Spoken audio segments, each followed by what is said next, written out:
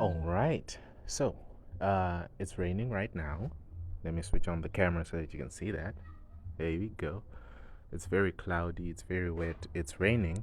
And so, this is just me trying to show you the performance of Starlink in such weather. So, let's run the speed test again and see what kind of speeds we can expect to get if we decide to use Starlink while it's raining. All right.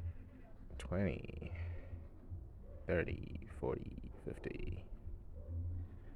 So it doesn't seem like it's affected too much by severe weather. This is the Starlink Gen 3 standard kit, not the mini, the standard kit.